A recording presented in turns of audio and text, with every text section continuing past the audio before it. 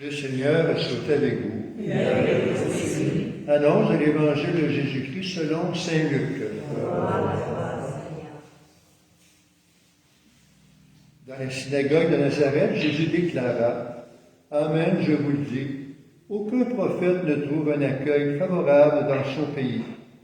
En vérité, je vous le dis, au temps du prophète Élie, lorsque pendant 3 ans et demi, le ciel retient la pluie, et qu'une grande famine se produisait sur toute la terre, il y avait beaucoup de veuves en Israël. Pourtant, Élie ne fut envoyé vers aucune d'entre elles, mais bien dans la ville de Sarepta, au pays de Sidon, chez une veuve étrangère. Au temps du prophète Élisée, il y avait beaucoup de lépreux en Israël, et aucun d'eux n'a été purifié.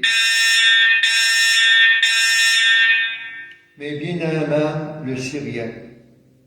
À ces mots, dans la synagogue, tous devinrent furieux et se levèrent, poussèrent Jésus hors de la ville et le menèrent jusqu'à un escarpement de la colline où leur ville est construite, pour le précipiter en bas.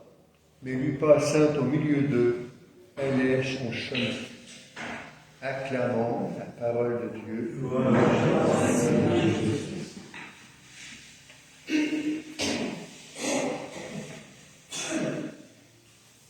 Cette histoire du général de l'armée, du roi Aram, nous fait voir que cet homme malade crée beaucoup d'ennuis au roi.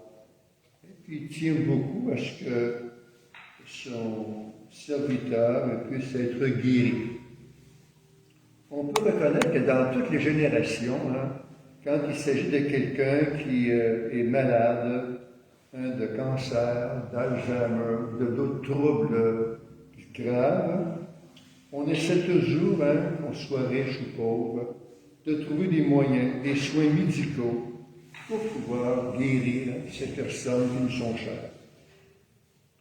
Alors nous aussi, on pourrait même faire une correspondance entre le bonheur de quelqu'un et la qualité de vie en santé. Et que ne ferions-nous pas, c'est pour obtenir un traitement qui pourrait vraiment nous guérir, absolument. Je visite présentement des personnes qui sont de santé fragile. Une dame, présentement, on vient de découvrir qu'elle pourrait avoir un trouble assez grave du côté d'un poumon. Alors, elle aussi, présentement, elle cherche des spécialistes qui sont en mesure de lui venir en aide. Et c'est peut-être comme ça qu'on en est venu à trouver la nécessité d'avoir des soins médicaux pour tout le monde. Que ce soit plus pauvre, quelqu'un de plus en moyen, on a des chances d'avoir des traitements appropriés pour retrouver la santé. Alors, ce Syrien, Naaman, qui est un général d'armée, il semblerait qu'il réussit très bien dans ses tâches pour servir le roi.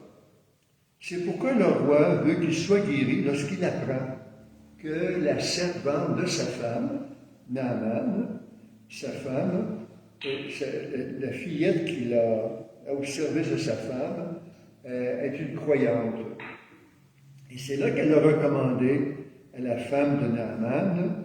Elle dit que si son mari était conduit auprès du prophète Élisée à Samarie, il serait guéri. Voilà tout l'espoir qui est donné au roi. Il l'envoie en Palestine avec une délégation et un grand trésor fabuleux afin qu'il puisse recouvrer la santé et éviter d'être confiné à l'exclusion. Parce que quelqu'un qui est lépreux, il doit se retirer pour ne pas transmettre la maladie à d'autres. Il a franchi des étapes de refuser ce que le prophète lui avait prédit, d'aller se baigner. Il hésite, puisqu'il a dit les eaux que j'ai dans mon pays sont certainement aussi bonnes que les eaux d'ici. Voilà que les choses ne se déroulent pas comme il avait prévu. Mais toutefois, la délégation qui l'entoure l'ont encouragé. Si le prophète avait demandé quelque chose de difficile, il l'aurait fait. Pourquoi ne pas le faire maintenant? Et c'est là qu'il a accepté finalement de se rendre dans les eaux pour se baigner. Et il fut guéri aussitôt.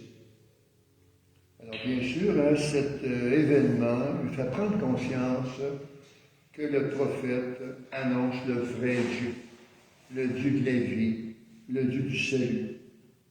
Et comme il est guéri, bien sûr, il n'a pas pu s'empêcher d'offrir au prophète une forte somme pour le remercier. Et le prophète n'a pas accepté.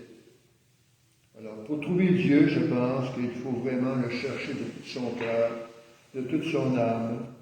Et malgré certains refus, Jésus a essayé aussi de se faire connaître dans son pays, à Nazareth.